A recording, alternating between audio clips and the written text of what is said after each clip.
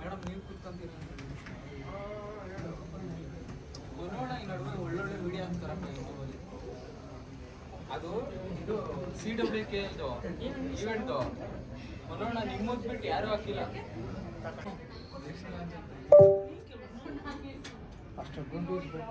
ನೋಡೋಣ ಅಪ್ಡೇಟ್ ಆಗೋ ಫುಲ್ ಫೋನಲ್ಲಿ ವಿಡಿಯೋ ಮಾಡ್ತಾರೆ.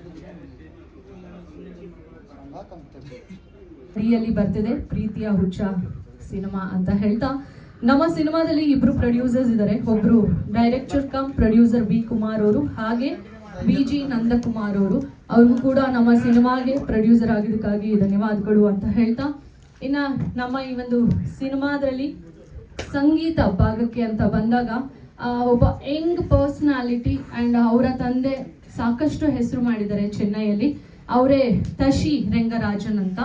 ಅಂಡ್ DOP ಬಂದು ಸುನೀಲ್ KRS ಅವರು, ಫೈಟಿಂಗ್ ಸುಪ್ರೀಂ ಸುಬ್ಬು ಅವರು, ಸಂಕಲನ ಪ್ರವೀಣ್ ವಿಷ್ಣು ಅವರು, ನೃತ್ಯ ಮನು ಸಂತೋಷ್, ಸಾಹಿತ್ಯ ಸತ್ಯ ಸಾಮ್ರಾಟ್ ಅಂಡ್ PRO ಬಂದು ಕಲ್ಲೇಶಿ ಸರ್. ಸೊ ಇದು ನಮ್ಮ ಸಿನಿಮಾದ ಚಿಕ್ಕ ಕಂಪ್ಲೀಟ್ ಟೆಕ್ನಿಕಲ್ ಟೀಮ್. ಅಂಡ್ ಒಂದು ಸಿನಿಮಾ ಆಗ್ಬೇಕು ಅಂತ ಅಂದ್ರೆ ಹೀರೋ ಹೀರೋಯಿನ್ ಎಷ್ಟು ಇಂಪಾರ್ಟೆಂಟ್ ಆಗ್ತಾರೆ, ಅದ್ರ ಜೊತೆಗೆ ಎಲ್ಲ ಸಪೋರ್ಟಿಂಗ್ ಕ್ಯಾರೆಕ್ಟರ್ಸ್ ತುಂಬಾನೇ ಮ್ಯಾಟರ್ ಆಗ್ತಾರೆ ಅಂತ ಹೇಳ್ಬೋದು. ಇನ್ನು ನಮ್ಮ ಸಿನಿಮಾದಲ್ಲಿ ದುಬೈ ರಫೀಕ್ ಅವರು ಆಕ್ಟ್ ಮಾಡಿದ್ದಾರೆ. Thank you so much sir for support. And Umesh Pungo ಅವರು, ಅಲಿಶಾ, R ಚಂದ್ರು, ಪುಷ್ಪಲತಾ, ಜೋಗಿ ನಾಗರಾಜ್ ಸರ್, ಪೂರ್ಣಿಮಾ, ಭಾಸ್ಕರ್ ರಾಜ್, ಹಾಗೆ ಮಹಾದೇವ್ ಸ್ವಾಮಿ ಅವರು, ಗೀತಾ, ಸುನೀತಾ, ಹಾಗೆ ಪ್ರಮೋದ್ ಅವರು, ಇನ್ನು ಇತರೆ ಕಲಾವಿದರು ಈ ಒಂದು ಸಿನಿಮಾದಲ್ಲಿ ನಟನೆ ಮಾಡಿದ್ದಾರೆ ಅಂತ ಹೇಳ್ತಾ, ಇನ್ನ ಈ ಒಂದು ಕಾರ್ಯಕ್ರಮಕ್ಕೆ ಗಣ್ಯರಾಗಿ ನಮ್ಮ ಚಲನಚಿತ್ರ ಚೇಂಬರಿನ ಕೃಷ್ಣಗೌಡ್ರು ಅವ್ರು ಬಂದಿದ್ದಾರೆ. ಅವ್ರಿಗೂ ಕೂಡ ಈ ಒಂದು ಕಾರ್ಯಕ್ರಮಕ್ಕೆ ಪ್ರೀತಿಯ ಸ್ವಾಗತ ಅಂತ ಕೋರ್ತಾ, so with all your permission trailer ಹಾಗೆ ಸಾಂಗ್ ನೋಡೋಣ. ಅವ್ರು ಟೈಮ್ ಕೊಟ್ಟರೆ ನಂಗೆ ಎರಡೇ ಮಾಡ್ತೀಯ? ಇಲ್ಲ ಸರ್, ಪರವಾಗಿಲ್ಲ, ಹಾಫ್ ಅನ್ ಅವರ್ ತಗೊಳ್ಳಿ ಸರ್. ಯಾಕಂದ್ರೆ ಇವತ್ತು ತುಂಬಾ ಚಂದ ಎಲ್ಲರೂ ಸ್ಮೈಲಿಂಗ್ ಫೇಸ್ ಅಲ್ಲಿ ಇದ್ದಾರೆ ಹೋಲ್ ಮೀಡಿಯಾ ಟೀಮ್ ಅವರು. ಸೊ ಯಾವಾಗ್ಲೂ ಹಾಗೆ ಇರ್ತಾರೆ. ಎಲ್ಲರಿಗೂ ನಮಸ್ಕಾರ. ಅದು ಹೆಂಗ ಹೇಳ್ತಾರಲ್ಲ ಇವರು ಪಾಪ ಚಪ್ಪಾಳೆ ಕೊಡಿ ಅಂತ ಹೇಳ್ತಿದ್ದಕ್ಕೆ ಪ್ರತಿಕ್ರಿಯೆ ನಾನೇ ಕೊಟ್ಟಿದ್ದಕ್ಕೆ ಬೈಕ್ ನಮ್ಮ ಕೈಲಿ ಕೊಟ್ಬಿಟ್ರು, ಮಾತಾಡಬೇಡಿ ನೀವು ಅಂತ. ಇದುವೇ ತುಂಬ ಧನ್ಯವಾದಗಳೆಲ್ಲ ನನ್ನ ಮಾಧ್ಯಮ ಮಿತ್ರರಿಗೆ. ಖುಷಿ ಆಗುತ್ತೆ. ಯಾಕೆಂತಂದರೆ ಮೊನ್ನೆ ಒಂದು ಪತ್ರಿಕಾಗೋಷ್ಠಿಲಿದ್ದೆ. ಪಾಪ ಯಾರು ತಮಿಳ್ನಾಡಿಂದ ಒಬ್ಬ ಡೈರೆಕ್ಟರ್ ಬಂದು ಇಲ್ಲಿ ಸಿನಿಮಾ ಮಾಡಿ ಮಾಧ್ಯಮ ಜನ ಬಂದಿಲ್ಲ ಅಂತ. ಅವಾಗ ನೋವು ನನಗೂ ಇತ್ತು. ಏನಪ್ಪ ಈ ಥರದ್ದು ಒಂಚೂರು ಪ್ರಾಬ್ಲಮ್ಗಿಲ್ಲೋ ಸರ್, ನಾವಲ್ಲಿ ಪ್ರೆಸ್ ಮೀಟ್ ಕರೆದ್ರೆ ಅಷ್ಟು ಜನ ಬರ್ತಾರೆ, ಇಲ್ಲೇನು ಸಾರ್ ಹಿಂಗೆ, ನಾವು ಇಲ್ಲಿಯವರು ಬೆಂಗಳೂರು RCB ಅದಕ್ಕೆ ಅನೇಕ ಕಾರಣಗಳಿದೆ ಬಿಡಪ್ಪ ಅಂತ ನಾನು ಸಮಾಧಾನ ಮಾಡಿದ್ದಾಯಿತು. ಬಟ್ ನನಗೆ ಗೊತ್ತಿರಂಗೆ ನಮ್ಮ ಮಾಧ್ಯಮ ಪ್ರತಿನಿಧಿಗಳು ಯಾವಾಗಲೂ ಕನ್ನಡ ಸಿನಿಮಾಗಳನ್ನು ಬೆಳೆಸ್ಕೊಂಡೇ ಬಂದಿದ್ದಾರೆ, ಅದರ ಬಗ್ಗೆ ಅನುಮಾನ ಇಲ್ಲ. ಏಕೆಂದರೆ ನಾನು ಕೂಡ 28 ವರ್ಷಗಳಿಂದಲೂ ಚಿತ್ರರಂಗದಲ್ಲಿ ಇನ್ನೂ ಉಳಿದಿದ್ದೀನಿ ಅಂತಂದರೆ ಅದಕ್ಕೆ ನಿಮ್ಮ ಹತ್ರ ಅನೇಕರ ಸಹಕಾರ ಇರೋದ್ರಿಂದಲೇ ಇದ್ದೀವಿ. ಅನೇಕ ಏಳು ಬೀಳುಗಳ ನಡುವೆ ಇನ್ನೂ ಚಾಲ್ತಿಲಿದ್ದೀವಿ ಅಂತಂದರೆ ಅದು ಚಿಕ್ಕ ವಿಚಾರ ಖಂಡಿತ ಅಲ್ಲ. ಇನ್ನು ನಾನು ಡೈರೆಕ್ಟರ್ ಕುಮಾರ್ ಬಗ್ಗೆ ಹೇಳಬೇಕು ಅಂತಂದರೆ, ಮೊದಲು ನಮ್ಮ ಚೇಂಬರ್ ಆದಾಗ ಆರಂಭದ ದಿನಗಳಲ್ಲೇ ಗಾಯತ್ರಿ ಅಂತ ಒಂದು ಸಿನಿಮಾನ ತೊಗೊಂಡ್ಬಂದರು. ಬಹುಶಃ ಸಿನಿಮಾ ನಮ್ಮ ಚೇಂಬರ್ನಲ್ಲಿ 25 ದಿವಸ ಕಂಡ ಮೊದಲ ಚಿತ್ರ ಅದು. ಅದಕ್ಕಿಂತ ಮುಂಚೆ ಯಾವ ಸಿನಿಮಾನ ಅಷ್ಟು ದಿವಸ ಓಡಿರಲಿಲ್ಲ. ಅದೊಂದು ಹೆಗ್ಗಳಿಕೆ ನನ್ನ ಸಂಸ್ಥೆಗೆ. ಅಂಥ ಒಂದು ಸಿನಿಮಾನ ಆರಂಭದ ದಿನಗಳಲ್ಲಿ ನನ್ನ ವಾಣಿಜ್ಯ ಮಂಡಳಿಗೆ ನೀಡಿದಂಥ ನಿರ್ದೇಶಕ. ಮೊನ್ನೆ 2-3 ದಿವಸ ಪ್ರೆಸ್ ಮೀಟ್ ಯಾವುದೋ ಬೇರೆ ಕಾರಣ ಕರೆದಾಗ ನಾನು ಹೋಗೋಕ್ಕಾಗಿರಲಿಲ್ಲ, ಮುಹೂರ್ತಕ್ಕೆ ಹೋಗೋಕ್ಕಾಗಿರಲಿಲ್ಲ. ಜೊತೆಗೆ ಮೊನ್ನೆ ಟೀಸರ್ ರಿಲೀಸ್ ಮಾಡಿದಾಗಲೂ ಪತ್ರಿಕಾಗೋಷ್ಠಿತ್ತು, ಬರೋಕ್ಕಾಗಲಿಲ್ಲ ಅಂತಂದ್ರು. ಇವತ್ತು ಆಪಾದನೆ ಬೀಳಾಗ ಆಪಾದನೆ ಇತ್ತು. ಇಲ್ಲಪ್ಪ ನಾನು ಬಂದೇ ಬರ್ತೀನಿ ಇವತ್ತು. ನಾನು ಹೇಳಿದೆ, ಚಿತ್ರ ಬಿಡುಗಡೆಗಾಗಿ ಇಟ್ಕೊಂಡಿರ್ತಕ್ಕಂಥ ಪತ್ರಿಕಾಗೋಷ್ಠಿಯಲ್ಲಿ ನಾನು ಮಾತಾಡೋಂಥದ್ದು ಏನಿರುತ್ತೆ, ನೀವುಗಳು ಮಾತಾಡಬೇಕಾಗತ್ತೆ, ನಿಮ್ಗಳದ್ದು ಕೆಲಸ ಅದು ಅಂತ ಹೇಳಿದೆ. ಇಲ್ಲ ಸರ್, ಈಗ ಬರಲೇಬೇಕು ಅಂತಂದರು. ಅವರ ಪ್ರೀತಿಗೆ ಮಣಿದು ನಾನು ಬಂದೆ. ಸೊ ಟೀಸರ್ ನೋಡಿದೆ, ಸಾಂಗ್ ನೋಡಿದೆ. ಬಹುಶಃ ಅದೆಲ್ಲವೂ ಕೂಡ ನೀವು ತಾಂತ್ರಿಕವಾಗಿ ಆಗಿದೆ, ಕಲಾವಿದರು ಹೇಗೆ ಬಳಕೆ ಮಾಡ್ಕೊಂಡಿದ್ದಾರೆ, ನಿರ್ದೇಶನದ ತಾಕತ್ತು ಅವ್ರಿಗೆ ಎಷ್ಟಿದೆ ಅಂತ ಬಹುಶಃ ಆಲ್ರೆಡಿ ನಿಮಗೆ ಗೊತ್ತಾಗಿರುತ್ತೆ. ಈಗ ನಾನು ಹೇಳಿದಾಗ ಅದು ಹೊಗಳಿಕೆನೂ ಆಗ್ಬೋದು ಅಥವಾ ತೆಗಳಿಕೆನೂ ಆಗ್ಬೋದು, ಇನ್ನೊಂದು ಮುಖಸ್ತುತಿ ಕೃಷ್ಣೇಗೌಡ ಹೇಳ್ತೇನೆ ಅಂತ ಅನ್ಬೋದು. ಅದೆಲ್ಲವನ್ನು ಬಿಟ್ಟು ನಿಮಗಂತೂ ಒಂದು ತಲೆಯಲ್ಲಂತೂ ಇದೆ. ಕೆಲವು ಬೆಳಗ್ಗೆ ನಿಮ್ಮ ವೃತ್ತಿಪರತೆನೇ ಅದೇ ಆಗಿರೋದ್ರಿಂದ, ವೃತ್ತಿಲೇ ಪ್ರತಿನಿತ್ಯ ನೀವು ಇಂಥದ್ದೇ ಸಿನಿಮಾಗಳು ನೋಡೋರಾಗಿರೋದ್ರಿಂದ ನಾವು ಅದ್ರ ಬಗ್ಗೆ ಅತಿ ಹೆಚ್ಚು ಮಾತಾಡೋದಕ್ಕಿಂತ. ಬಟ್ ಒಂದೇನಪ್ಪ ಅಂತಂದ್ರೆ, ಈ ಥರದ ಬಗ್ಗೆ ನನಗೆ ತುಂಬ ಗೌರವ ಇರೋದೇನು ಅಂತಂದರೆ, ಒಂಥರ ಹುಡುಕಾಟದ ಜೀವಿ. ಏನೋ ಹುಡುಕ್ತಿರ್ತಾನೆ, ಯಾವುದೋ ಕಥೆಗಳು ಹುಡುಕ್ತಿರ್ತಾನೆ. ಮೊನ್ನೆ ಯಾವುದೋ 18 ಎಕರೆ ಲಕ್ಕಪ್ಪ ಅಂತ ಒಂದು ಸಿನಿಮಾ ಮಾಡ್ಕೊಂಡ್ಬಂದ್ಬಿಟ್ಟ. ಸರ್ ಅವಾಗ ಭೂಮಲ್ಲಿ ಈ ಒಂದೊಂದು ಸೈಟ್ 4-4 ಜನಕ್ಕೆ ಮಾರ್ಬಿಡ್ತಾರೆ, ಪಾಪ ಅಮಾಯಕರು ಯಾರೋ ತಗೊಂಡು ಬಲಿಪಶು ಆಗ್ಬಿಡ್ತಾರೆ, ಒಳ್ಳೆ ಕಾಸು ಹೊಡ್ಕೊಂಡು ಮಾಡೋದು.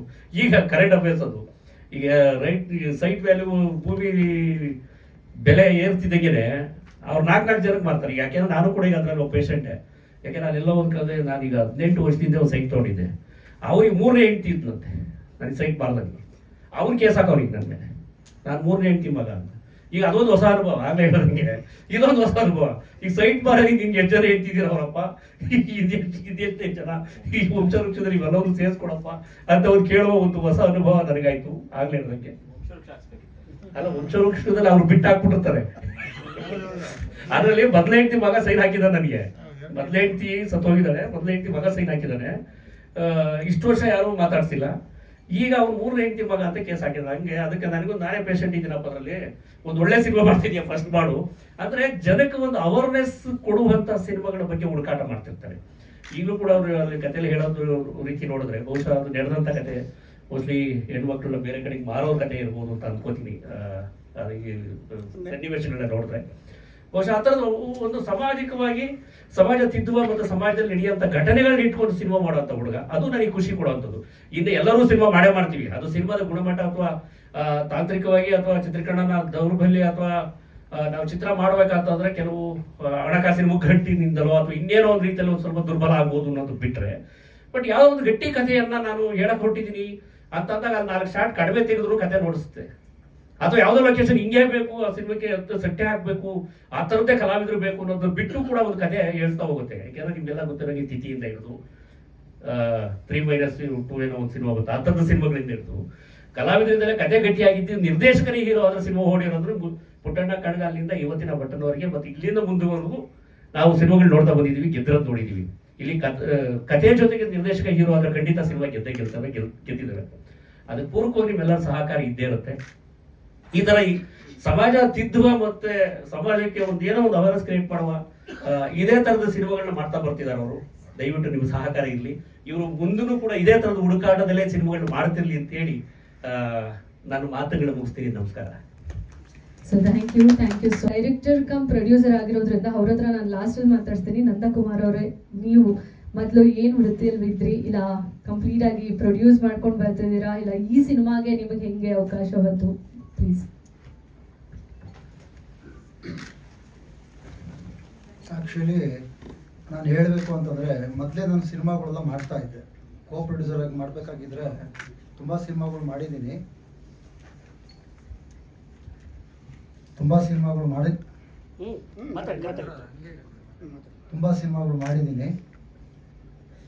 ಹೀಗೆ ಸಿನಿಮಾ ಒಂದು ಬೇಜಾರಾಗಿ ಸುಮ್ಮನೆ ನಾನು ಸಿನಿಮಾ ಮಾಡಬಾರ್ದು ಅಂತ ಸುಮ್ಮನೆ ಇದ್ದಾಗ ಇವರು ಒಂದು ಕತೆ ಹೇಳಿ ಸಿನಿಮಾ ಮಾಡಿ ಅಂತ ನನಗೆ ವಿ ಕುಮಾರ್ ಅವರು ಬಂದರು.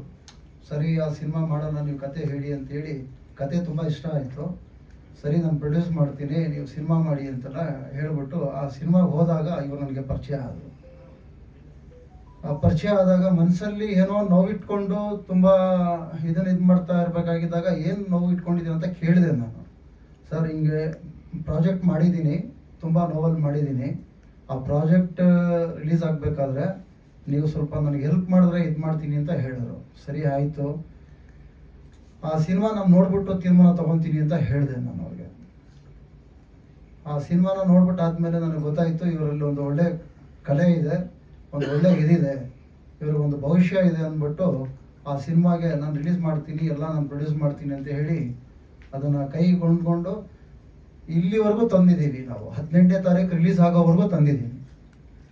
ಇದು ಹೀಗೆ ಅವರಿಗೆ ಒಂದು ಒಳ್ಳೆ ಯಶಸ್ಸು ಕೊಟ್ಟು ಎಲ್ಲ ನನ್ನ ಮಾಧ್ಯಮ ಮಿತ್ರರಿಗೆ ಹೇಳೋದೇನು ಅಂದರೆ, ಆ ಸಿನಿಮಾ ತೆಗಿಬೇಕಾಗಿದ್ರೆ ತುಂಬ ಕಷ್ಟಪಟ್ಟಿದ್ದಾರೆ. ಆ ಕಷ್ಟಗಳನ್ನ ಕಣ್ಣಲ್ಲಿ ನಾನು ನೋಡಿದ್ದೀನಿ.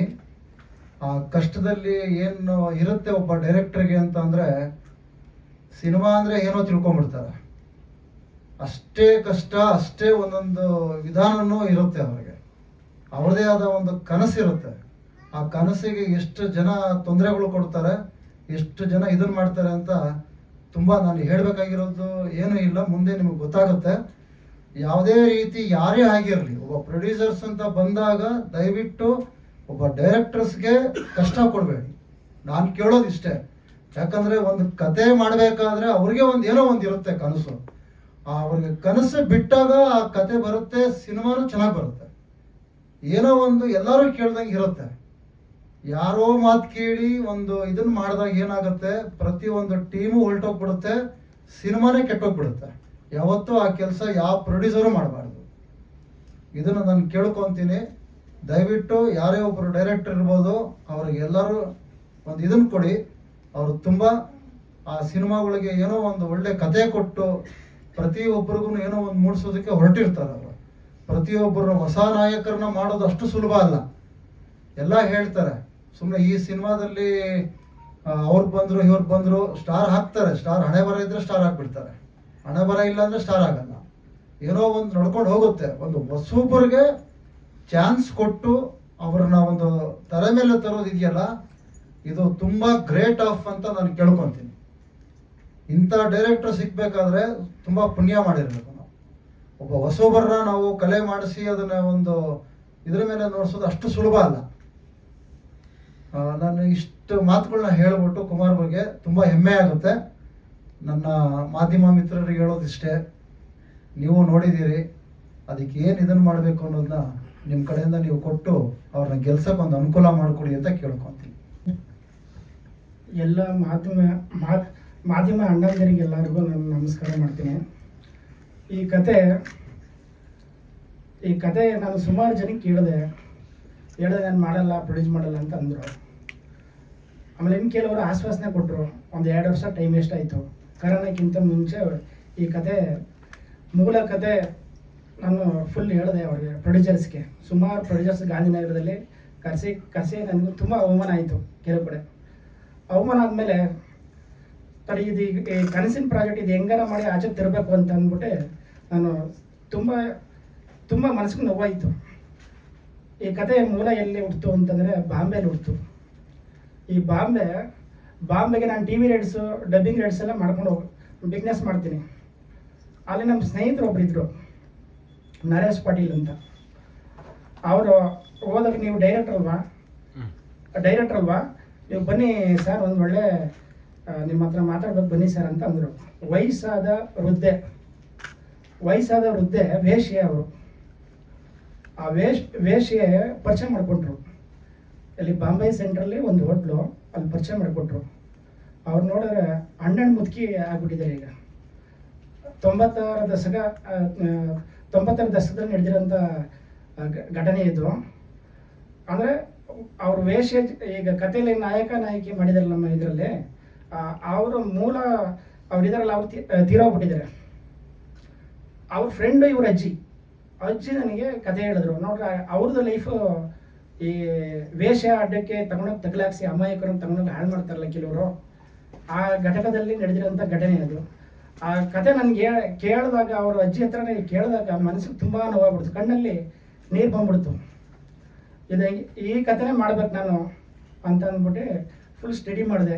ಸ್ಕ್ರೀನ್ ಪ್ಲೇ, ಡೈಲಾಗು ಎಲ್ಲ ಮಾಡಿಕೊಂಡೆ. ಮೂಲ ಕತೆ ಅಜ್ಜಿ ಹತ್ರ ತಗೊಂಡೆ. 10% ನನ್ನ ಕಮರ್ಷಿಯಲ್ಗೆ ಅಟ್ಯಾಚ್ ಮಾಡಿಕೊಂಡೆ. 90% ಅವ್ರ ಅಜ್ಜಿ ಹೇಳಿದ ಕಥೆನೇ ಇದು ಮಾಡಿದೆ.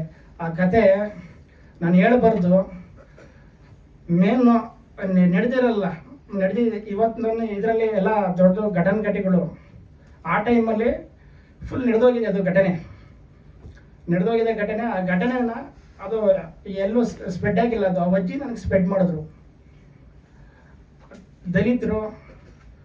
ದಲಿತರು ಮತ್ತು SC ST ಅವರು ಗೌಡ್ರುಗಳು ಹೆಂಗೆ ನಡೆಸ್ಕೋತಾರೆ. ಇವತ್ತೇನೋ ಬರೀ ಕಾನೂನು ಇದೆ, ಕೋರ್ಟ್ ಇದೆ, ಎಲ್ಲ ಇದೆ, ಅಟ್ರಾಸಿಟಿ ಕೇಸ್ ಇದೆ, ಎಲ್ಲ ಇದೆ. ಅವತ್ತಿನ ಇದ್ರ ಕಾಲಘಟ್ಟದಲ್ಲಿ ಇಲ್ಲ ಅದೆಲ್ಲ. ಆ ಟೈಮಲ್ಲಿ ನಡೆದಿರೋಂಥ ಘಟನೆ. 2 ಜನ, ಒಂದು ಹುಡುಗ ಒಂದು ಹುಡುಗಿ ಲವ್ ಮಾಡ್ತಾ ಇರ್ಬೇಕಾದ್ರೆ ಅಲ್ಲಿ ಅಮಾಯಕವಾಗಿ ಇದಾಗ್ಬಿಡುತ್ತೆ. ಕತೆ ನಿಮಗೆ ಎಲ್ಲ ಥಿಯೇಟ್ರಲ್ಲಿ ನೀವು ಮುಂದೆ ನೀವು ನೋಡ್ತೀರಾ. ಅದೇನಪ್ಪ ಅಂದ್ರೆ ಅವ್ರ ಕತೆ ಹೇಳಿದಾಗ ಬಾಂಬೆಗೆ ಅಮಾಯಕ ಹುಡುಗಿ, ಅವನ ಅಮಾಯಕ 2 ಜೀವನದಲ್ಲಿ 2 ಹುಡುಗಿದ ಲೈಫ್ ಹಾಳಾಗೋಗ್ಬಿಡ್ತು. ಆ ಕಥೆನ ಅವರು ಅಲ್ಲಿ ನನಗೆ ಅಜ್ಜಿ ಹೇಳಿದಾಗ ಮನಸ್ಸು ತುಂಬ ನೋವಾಗ್ಬಿಡ್ತು. ಇದು ಮೂಲ ಅರಸೀಕೆರೆ ಶ್ರಾವಣಬೆಳಗೊಳ ಮಧ್ಯದಲ್ಲಿ ನಡೆದಿರೋಂಥ ಘಟನೆ. ಗೌಡ್ರು ಮತ್ತು ಹಿಂದುಳಿದ ವರ್ಗಗಳ ಮಧ್ಯದಲ್ಲಿ ನಡೆದಿರೋಂಥ ಘಟನೆ ಇದು. ಅವರು ಈ ಕತೆ ಮೂಲ ನಡೆದಿದೆಯಲ್ಲ, ಅವ್ರು ಇಬ್ಬರು ಇಲ್ಲ, ಹೀರೋ ಮತ್ತು ಹೀರೋಯಿನ್ ಆಗಿ ನಾನು ಮಾಡಿಸಿದ ಕಥೆಯಲ್ಲಿ ಅವರಿಲ್ಲ. ಆದರೆ ಆ ಅಜ್ಜಿ ಇದ್ದಾರೆ. ಆ ಅಜ್ಜಿಗೆ ನಾನು ಹೇಳಿದೆ ನಿಮ್ಮ ಪ್ರೆಸ್ ಮೀಟಿಗೆ ಇದಕ್ಕೆಲ್ಲ ಬನ್ನಿ ಅಂತ. ಆದರೂ ನಾನು ಬಿಡ್ತಾರೇನಪ್ಪ, ಇವತ್ತಿನ ಕಾಲಘಟ್ಟದಲ್ಲಿ ಅವರು ದೊಡ್ಡ ಎಮ್ಮರ್ ಆಗಿದ್ದಾರೆ, ನಾನು ಬಿಡ್ತಾರ? ಯಾವುದೇ ಕಾರಣಕ್ಕೂ ಬಿಡಲ್ಲ. ನನ್ನ ಬಾಂಬೆಲಿ ಹೆಂಗೋ ನಾನು ವೇಷಾಟದಲ್ಲಿ ಇದ್ಕೊಂಡು ಎಲ್ಲ ಇದು ಮಾಡಿದೆ. ನಾನು ಆ ಟೈಮಲ್ಲಿ ಘಟನೆ ನಡೆದಿರೋ ಟೈಮಲ್ಲಿ ನನಗೆ ಫುಲ್ಲು ತುಂಬ ಟಾರ್ಚರ್ ಕೊಟ್ಟಿದ್ರು. ಆ ಟೈಮಲ್ಲಿ ಈಗಲೂ ಟಾರ್ಚರ್ ತಗೋಬೇಕೇನಪ್ಪ ಮಗ ಅಂತಂದ್ಬಿಟ್ಟು ಹೇಳಿದ್ರು. ನಾನು ಕನ್ನಡ ಮಾತಾಡ್ತಿದ್ದಾಗಲೇ ಎಲ್ಲ ಫುಲ್ ತುಂಬ ಖುಷಿ ಆಗ್ಬಿಟ್ರು ಅಜ್ಜಿ. ಕಣ್ಣಲ್ಲಿ ನೀರು ಬಂದ್ಬಿಡ್ತು. ಆ ಘಟನೆ ಎಲ್ಲ ಕೇಳಿದಾಗ ನನ್ನ ಮನಸ್ಸಿಗೂ ತುಂಬ ನೋವಾಗ್ಬಿಡ್ತು. ನೋವಾದಾಗ ಈ ಕತೆ ನಾನು ಹೆಂಗಾರ ಮಾಡಲೇಬೇಕಿದ್ದು ಅಂತ ಒಂದು ಚಾಲೆಂಜಿಂಗ್ ತಗೊಂಡೆ. ಪ್ರೊಡ್ಯೂಸರ್ಸ್ ಹತ್ರ ಎಲ್ಲ ಹೋದೆ, ಅಲ್ದುಬಿಟ್ಟೆ. ಗಾಂಧಿನಗರ ಎಲ್ಲ ಫುಲ್ ಅಲ್ದಾಗ ಅವ್ರು ನಾನು ಮಾಡ್ತೀನಿ, ಕೆಲವರು ದೊಡ್ಡವ್ರು ಮಾಡ್ತೀನಿ ಅಂದರು, ಟೈಮ್ ವೇಸ್ಟ್ ಮಾಡಿದ್ರು. ಕೆಲವರು ಅಡ್ವಾನ್ಸ್ ಕೊಟ್ಟರು, ತಿರುಗಿ ವಾಪಸ್ ಕೊಟ್ಬಿಟ್ರು. ಅದು ಖರ್ಚು ಮಾಡ್ಕೊಂಡಿದ್ದೆ ಸ್ಕ್ರಿಪ್ಟ್ಗೆ, ಖರ್ಚಾಗಿ ಹೋಗ್ಬಿಟ್ಟು ಒಂದು ಅಡ್ವಾನ್ಸ್ ಕೊಟ್ಟರೆ ಒಂದು 3 ಲಕ್ಷ. ಸ್ಕ್ರಿಪ್ಟು ಮತ್ತು ಡೈಲಾಗ್ ಎಲ್ಲ ಆಗಿ ಶೂಟಿಂಗ್ ಸ್ಟಾರ್ಟ್ ಮಾಡಬೇಕು. ಪೂಜೆ ಮಾಡಿದೆ ಅಷ್ಟು. ತಿರ್ಗಾ ಮತ್ತೆ ನನಗೆ ಬೇಡ, ಇದು ಕತೆ ಒರಿಜಿನಾಲಿಟಿ ಕತೆ ಇದೆ, ನಾನು ಮಾಡಲ್ಲ, ನಾನು ಪ್ರೊಡ್ಯೂಸ್ ಮಾಡಲ್ಲಪ್ಪ, ನೀನು ವಾಪಸ್ ದುಡ್ಡು ಕೊಟ್ಬಿಡು ಅಂದರು. ಎಲ್ಲ ಖರ್ಚು ಮಾಡಿದ್ದೀನಿ, ನನ್ನ ಹತ್ರ ಇಲ್ಲ, ಅಮೌಂಟ್ ಇಲ್ಲ. ನನಗೆ ತುಂಬ ಇದಾಯಿತು, ಟಾರ್ಚರ್ ಆಗೋಯ್ತು. ಟಾರ್ಚರ್ ಆದಮೇಲೆ ಸ್ಟಡಿ ಇದು ಕತೆ ನಾನು ಹೆಂಗಾರ ಮಾಡಲೇಬೇಕು ಅಂತ ಕೆಲವರು ನಮ್ಮ ಸ್ನೇಹಿತರದ್ದು ಎಲ್ಲಿ ತಗೊಂಡು ರೆಡಿ ಮಾಡಿಕೊಂಡೆ. ಅವರು ಅರ್ಧಕ್ಕೆ ಈ ಕತೆ ತುಂಬ ಟಾರ್ಚರ್ ಕೊಡ್ತಿದ್ದೆ ನಮಗೆ, ಬೇರೆ ಒರಿಜಿನಲ್ ಕತೆ ಮಾಡ್ತಾವೆ ನೀವು, ನಮ್ಮನ್ನ ಇದಾಗ್ಬಿಡುತ್ತೆ, ತೊಂದರೆ ಆಗ್ತದೆ, ಬೇಡ ಅಂತ ಅಂದ್ಬಿಟ್ಟು ಅವ್ರು ಮಾಡಿದ್ರು, ಕ್ಯಾನ್ಸಲ್ ಮಾಡ್ಕೊಂಡ್ರು. ಶೂಟಿಂಗ್ ಕಂಪ್ಲೀಟ್ ಆಯಿತು, ಕ್ಯಾನ್ಸಲ್ ಆಗೋಯ್ತು. ಈ ಕತೆ ನಾನು ತೆರಬೇಕು ಅಂದರೆ ನನ್ನ ಕಣ್ಣಲ್ಲಿ ನೀರು ತುಂಬ ಬಂದ್ಬಿಟ್ಟಿದೆ. ಆ ಟೈಮಲ್ಲಿ ನಂದಕುಮಾರ್ ಸರ್ ಪರಿಚಯ ಆದರು. ಒಂದೇ ಮಾತು ಹೇಳಿದ್ರು, ಈ ಕತೆ ನೋಡಪ್ಪ, ನೀನು ಏನು ಶೂಟ್ ಮಾಡಿ ಕಂಪ್ಲೀಟ್ ಮಾಡಿದೆ, ಅದು ನನಗೆ ಫುಲ್ ಏಟಿಂಗ್ ಇದರಲ್ಲಿ ಡಬ್ಬಿಂಗ್ ಆಗೋಗಿತ್ತು. ಆ ಟೈಮಲ್ಲಿ ನೋಡಿದ್ರು, ಸಿನಿಮಾ ನೋಡ್ಬಿಟ್ಟು ನಾನು ಓಕೆ ಮಾಡ್ತೀನಿ, ಓಕೆ ಆದರೆ ಇಲ್ಲಾಂದ್ರೆ ಅಲ್ಲ ಅಂದರು. ಅವ್ರು ಬರೋ ಗಂಟು ನನಗೆ ಸಖತ್ ಟೆನ್ಷನ್ ಆಗೋಯ್ತು. ಏನಂತಾರೆ ಏನೋ ಅಂದ್ಬಿಟ್ಟು ನಮ್ಮ ಆಫೀಸರ್ ರಾಘವೇಂದ್ರ ಸ್ವಾಮಿಗಳು ಫೋಟೋ ಇತ್ತು. ಅಯ್ಯೋ ಪೂಜ್ಯ ಗುರು ರಾಘವೇಂದ್ರಾಯ ಸತ್ಯಧರ್ಮರದಾಯ ಚ ಭಜತಾಂ ಕಲ್ಪವೃಕ್ಷ ನಮತಾಂ ಕಾಮಧೇನುವೆ ಅಂದ್ಕೊಂಡೆ 2-3 ಸಲ ವೆಯ್ಟ್ ಮಾಡಿದೆ. ನನಗೆ ನಿದ್ದೆ ಬರ್ತಾರೆ, ತೆರೆ ಮೇಲೆ ತರಬೇಕು, ಏನೋ ಮಾಡಿ ಕಂಪ್ಲೀಟ್ ಮಾಡಿ ಪೋಸ್ಟ್ ಪ್ರೊಡಕ್ಷನ್ ಮಾಡಿ ರಿಲೀಸ್ ತರಬೇಕು ಅಂದ್ಬಿಟ್ಟು ಹಗಲು ರಾತ್ರಿ 3 ದಿವಸ ನನಗೆ 1 ವಾರ ಕಳೆದಂಗೆ ಆಗೋಯ್ತು. ಆ ಟೈಮಲ್ಲಿ ಬಂದರು ನಂದಕುಮಾರ್ ಸರ್ ಬಂದರು.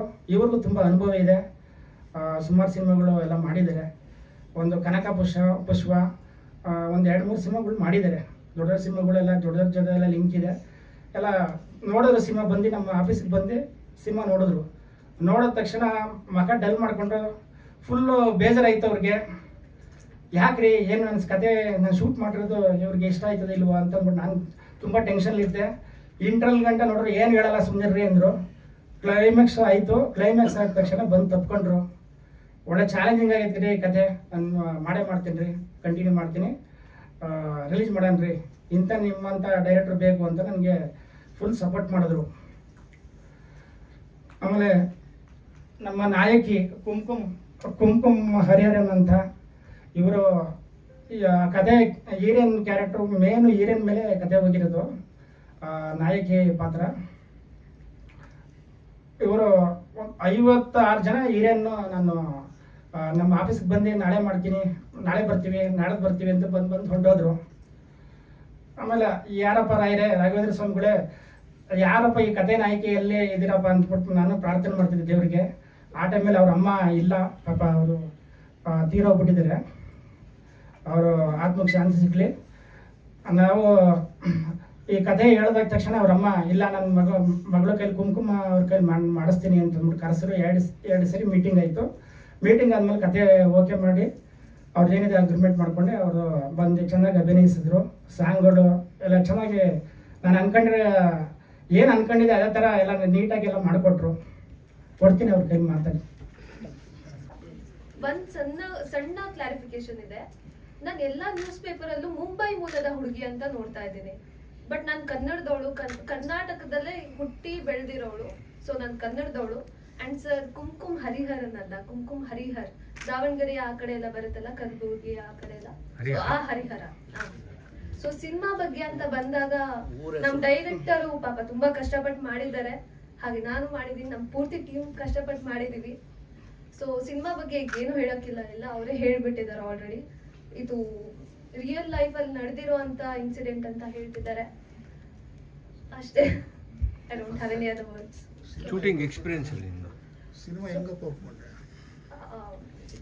ಸ್ಟೋರಿ ಕೇಳ್ಬಿಟ್ಟು ಒಪ್ಕೊಂಡೆ ಆಕ್ಚುಲಿ. ನಾನು ಸ್ಟೋರಿ ರಿಯಲ್ ಸ್ಟೋರಿ ಅಂತ ಬಂದಿದ ತಕ್ಷಣ ನನಗೆ ಇಲ್ಲ ಮಾಡಲೇಬೇಕು ಅನ್ನೋ ಇದಿತ್ತು. ಸಿನಿಮಾ ಮಾಡಿದ್ವಿ, ಹೇಗೋ ಮುಗೀತು. ಈಗ ರಿಲೀಸಿಗೆ ಬಂದಿದೆ. ಸಿನಿಮಾ ನಾನು ನೋಡಿಲ್ಲ, ಡಬ್ಬಿಂಗ್ ನಾನು ಮಾಡಿಲ್ಲ. May be director point of view ಇಂದ ಅದು ಬೇರೆ ತರ ಬೇಕಿತ್ತೋ ಏನೋ ಗೊತ್ತಿಲ್ಲ. ಹಾಗಾಗಿ ಸಿನಿಮಾ ನೋಡಿಲ್ಲ. ಸೊ ಚೆನ್ನಾಗಿದೆಯಾ ಇಲ್ವಾ ಅಂತ ನಾನು ಹೇಳಕ್ಕಾಗಲ್ಲ. ಜನರು ನೋಡ್ತಾರೆ, ಅವ್ರು ಬೆಳೆಸ್ತಾರೆ ಅಷ್ಟೇ ಸರ್. ಹಾ ಸರ್, ಬ್ಯಾಕ್ ಬೆಂಚರ್ಸ್ ಅಂತ ಮಾಡಿದ್ದೀನಿ. ಈಗ ನೆಕ್ಸ್ಟ್ ಇನ್ನ ನಡೀತಾ ಇದೆ ಸರ್. ಯಾಕೆ ಡಬ್ಬಿಂಗ್ ಯಾಕೆ ಅವ್ರಿಗೆ ಮಾಡ್ತಿಲ್ಲ? ಡಬ್ಬೆ ಮಾಡ್ಸೋಕ್ಕೆ ಆ ಟೈಮಲ್ಲಿ ಫುಲ್ ತೊಂದರೆ ಆಗಿತ್ತು. ಏನು ತೊಂದರೆ ಅಂತಂದರೆ ಅವ್ರ ಅಮ್ಮ ತೀರೋಗ್ಬಿಟ್ಟಿದ್ರು ಆ ಟೈಮಲ್ಲಿ. ಫೋನ್ ಮಾಡಿದೆ 2-3 ಸರಿ. ತುಂಬ ಕಷ್ಟದಲ್ಲಿದ್ದರು ಆ ಟೈಮಲ್ಲಿ. ಸರಿ ನಮಗೆ ವಿಧಿಲ್ಲ ಅಂದ್ಬಿಟ್ಟು ಕಂಪ್ಲೀಟ್ ಮಾಡಿಬಿಟ್ಟೆ. ಚಿತ್ರ ಅಂತ ಅಂದ್ಬಿಟ್ಟೆ ಮಾಡಿದ್ದಾರೆ ಡಬ್ಬಿಂಗ್. ಚೆನ್ನಾಗಿ ಮಾಡಿದ್ದಾರೆ ಸಿಂಗರು.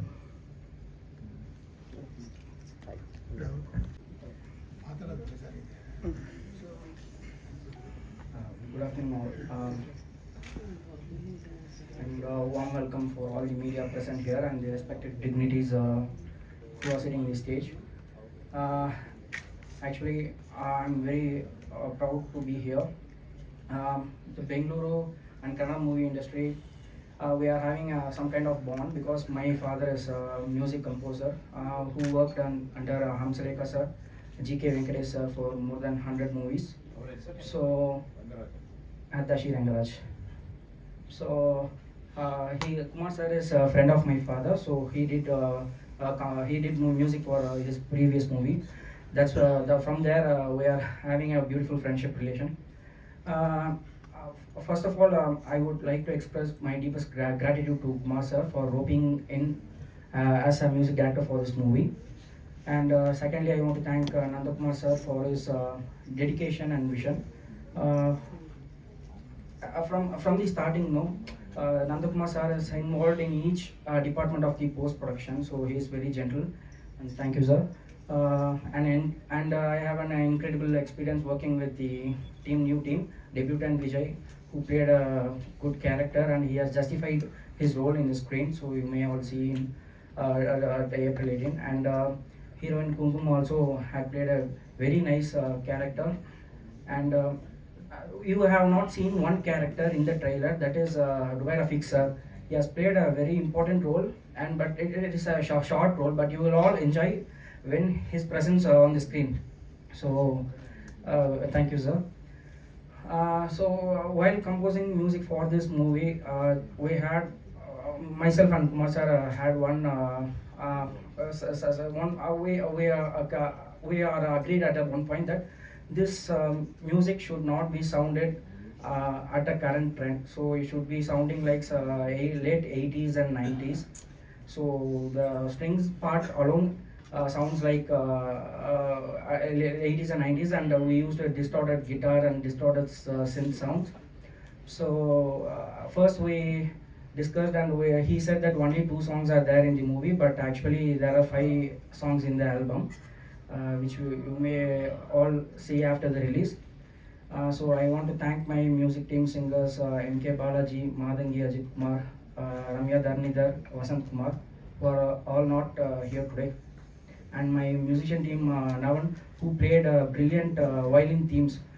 In this movie, another hero, silent hero, is the violin. So almost for 20 to 30 minutes there will be a violin theme in different genres. There is a sad part will be coming and a happy part will be coming, and a climax sequence also will be based on the violin theme. So I want to thank all my musicians, and I invite you all to experience this in theatre on coming April 18th. Though the music is a small part, but I think it will connect you throughout the emotional journey. Dubai Rafiq ಅವರು ಮಾತಾಡ್ತಾರೆ. ಎಲ್ಲರಿಗೂ ನಮಸ್ಕಾರ. ವೇದಿಕೆ ಮೇಲಿರೋರು ನಮ್ಮ ಮಾಧ್ಯಮ ಮಿತ್ರರು, ಪ್ರೀತಿಯ ಅಲ್ಲ ನೈಬ್ ಆರಿಫ್ ಖಾನಫಿ ಆರಿಫ್ ಅರಬಿ ಖಾನಫಿ ಕಲಂ ಮಾಫಿ ಮುಷ್ಕಿಲ್ ಅದೇ ಹೇಳ್ತಾರದು. ನಾನು ಪ್ಯೂರ್ ಮಂಡ್ಯ ಗೌಡ್ರು ಇದರಲ್ಲಿ ನಾನು ಇರೋದು. ಬಟ್ ಈ ಸಿನಿಮಾದಲ್ಲಿ ಒಳ್ಳೆ ಪಾತ್ರ ಕೊಟ್ಟಿದ್ದಾರೆ ಕುಮಾರಣ್ಣ. ನಮ್ಮ ಮನೆಗೆ ಬಂದು ಹೇಳಿದ್ರು ಪಾತ್ರ ಒಂದು ಈ ಥರ ಪಾತ್ರ ಇದೆ ಅಂತ. ಕುಮಾರಣ್ಣನಿಗೆ ಹೇಳಿದೆ ದಯವಿಟ್ಟು ಬಿಟ್ಬಿಡು, ಯಾಕಂದರೆ ನನ್ನ ಹೆಂಡತಿ ನನಗೆ ಚೆನ್ನಾಗಿ ಬಿಡ್ತಾರಲ್ಲ. ಹೆಂಗೆ ಭಾವಿಸ್ತಾರೆ ಅಂದರೆ ಅದು ಇಬ್ಬರು ಹೆಂಡ್ತಿ, ಒಂದು ದುಬೈ ಒಂದು ಇಂಡಿಯಾ. ಅಣ್ಣ ಹೇಳಿದ್ರಲ್ಲ ಅದಕ್ಕೆ ಕಂಪ್ಲೀಟ್ ಕೌಂಟ್ರ್ ಕೊಟ್ಬಿಡೋಣ, ಯಾಕಂದರೆ ನಾಳೆ ಇನ್ನಾಗಬೇಡ. ಸೌದಿ ಇಲ್ವಾ ಆ ಕಡೆ? ಸೌದಿ ಇದೆ, ದುಬೈಲೇ.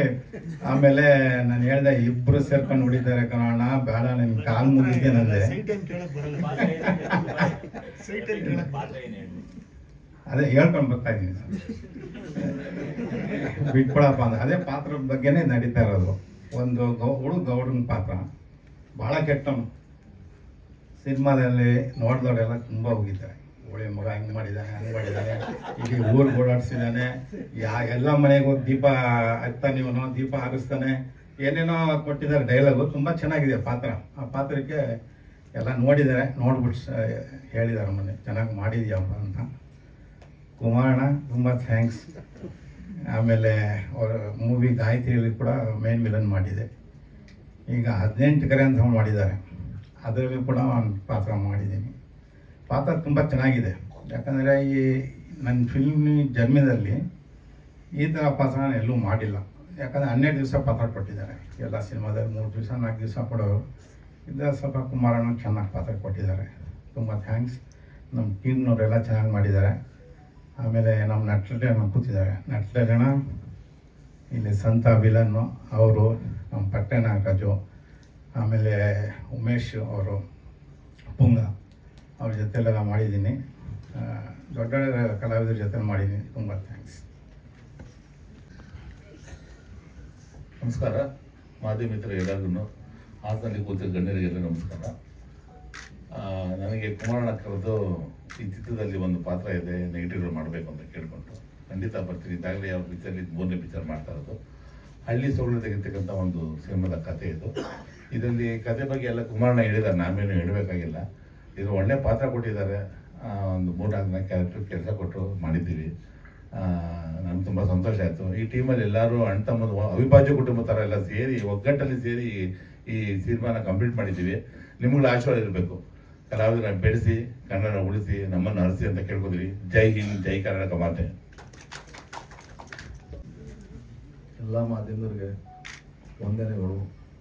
ನಾನು ಹಾಸನ ಜಿಲ್ಲೆಯಾದ ಶುಂಠಿ ವ್ಯಾಪಾರಸ್ಥ. ನಾನು ಹಿಂಗೆ ಸಿನಿಮಾದಲ್ಲಿ ಒಂದು ಆಕ್ಟ್ ಮಾಡ್ಬೇಕಂತ ಒಂದು ಮನಸ್ಸಲ್ಲಿತ್ತು.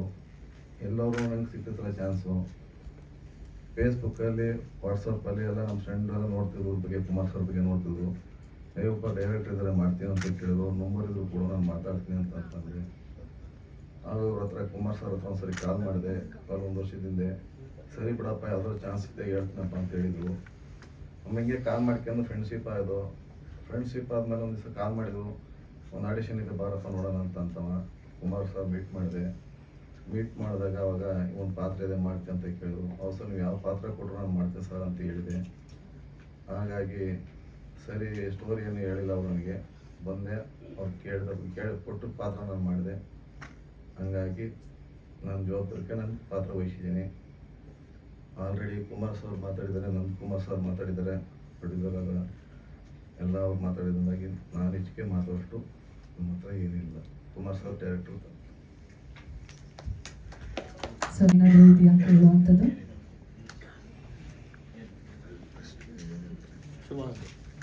ಚಲನಚಿತ್ರ ಮಾಧ್ಯಮಕ್ಕೆ ಒಂದು ಒಳ್ಳೆಯ ಹೆಸರು ತಗೊಳ್ಳೋದಕ್ಕಾಗಿ ನಮ್ಮ ಕರ್ನಾಟಕದ ಜನತೆಗಳ ಒಂದು ಕನ್ನಡದ ಅಭಿಮಾನ ತರೋದಕ್ಕಾಗಿ ಮಾಡಿದ್ರೆ ಅನ್ನೋದಕ್ಕಿಂತ ಮುಖ್ಯವಾಗಿ ನಾನು ಈ ಸ್ಟೇಜಲ್ಲಿ ಸತ್ಯ ಕಥೆಯನ್ನು ಹೇಳಕ್ಕೆ ಇಷ್ಟಪಡ್ತಾ ಇದ್ದೀನಿ. ಚಿಕ್ಕ ವಯಸ್ಸಿನ ಈ ಹುಡುಗಿ ನಾನು ಮೊದಲನೇದಾಗಿ ಹೀರೋನಾಗಿ ಮಾಡಿದ್ದೀನಿ. ಎಲ್ಲ ನನಗೆ ಪಾತ್ರಕ್ಕೆ ಬೆಂಬಲವಾಗಿದ್ದಾರೆ ಅಂತ ಹೇಳಿದ್ದಾರೆ. ಆದರೂ ಈ ಹೆಣ್ಣು ಕುಲದ ಈ ಮಗಳು ಇಷ್ಟು ತನ್ನ ಸ್ವಾಭಿಮಾನವನ್ನು ಬಿಟ್ಟು ಜನಗಳ ಮುಂದೆ ಒಂದು ಬಡತನದ ಹೆಣ್ಣು ಸುಂದರವಾಗಿ ಹುಟ್ಟೋದು ಎಷ್ಟು ಒಂದು ಕಷ್ಟ. ಎತ್ತವರು ಮದುವೆ ಮಾಡಿಕೊಡೋದು ಒಂದೇ ಮುಖ್ಯ ಅಲ್ಲ, ಮದುವೆ ಮಾಡಿಕೊಟ್ಟ ಮೇಲೆ ಅವ್ರ ಸಂತಾನ ಬೆಳೆಸೋ ತನಕ ಈ ಹೆಣ್ಣನ್ನು ಕಾಪಾಡಿಕೊಂಡು, ಹೆಣ್ಣು ಕುಲನ ಕಾಪಾಡಿಕೊಂಡು ನಮ್ಮ ಭಾರತೀಯರ, ಅದು ಕರ್ನಾಟಕದ ಬೆಂಗಳೂರಿನಲ್ಲಿರುವಂತಹ ಚಲನಚಿತ್ರೋದ್ಯಮದ ಈ ಜನಗಳಿಗೂ ಮತ್ತು ಇಲ್ಲಿ ನಡೆದಿರ್ತಂತಹ ಹಿರಿಯರಿಗೂ ಕಿರಿಯರಿಗೂ ಎಲ್ಲರಿಗೂ ಹೇಳೋದೇನು ಅಂದರೆ ಹೆಣ್ಣು ಕುಲನ ಕಾಪಾಡಬೇಕು, ಹೆಣ್ಣು ಕುಲ ಸಂತಾನ ಇಂಪ್ರೂವ್ ಮಾಡಬೇಕು, ಅವರು ಆಸೆ ಆಕಾಂಕ್ಷೆಯನ್ನು ನೆರವೇರಿಸಬೇಕು, ಹೆಣ್ಣು ಕುಲದ ದೀಪವನ್ನು ಹಾರದಂತೆ ಕಾಪಾಡಬೇಕು. ಹೆಣ್ಣು ಕುಲವು ನಮ್ಮ ಇಂದಿರಾ ಗಾಂಧಿ ಹೆಸರು ತಗೊಂಡು ಪ್ರತಿಯೊಂದು ಚಲನಚಿತ್ರ ಮಾಧ್ಯಮದಲ್ಲಿರುವವರು ಹೆಣ್ಣನ್ನು ಕೀಳಾಗಿ ನೋಡದೆ ಒಂದು ದೇವತೆಯಾಗಿ ನೋಡಿ ಒಳ್ಳೆಯ ರೀತಿಯಾಗಿ ಮುಂತರಬೇಕು ಅಂತ ಕೇಳಿಕೊಂಡು ಚಲನಚಿತ್ರೋದ್ಯಮದಿಂದ ಇದು ಒಳ್ಳೆಯ ರೀತಿಯನ್ನು ತಿಳ್ಕೊಂಡು ಆ ಹೆಣ್ಣು ಮಕ್ಕಳಿಗೆ ಒಳ್ಳೆಯ ರೀತಿಯ ಬಾಂಧವ್ಯವನ್ನು ಕೊಡಬೇಕು ಅಂತ ಕೇಳಿಕೊಂಡು ನನ್ನ ಮಾತನ್ನು ಮುಗಿಸುತ್ತಿದ್ದೆ.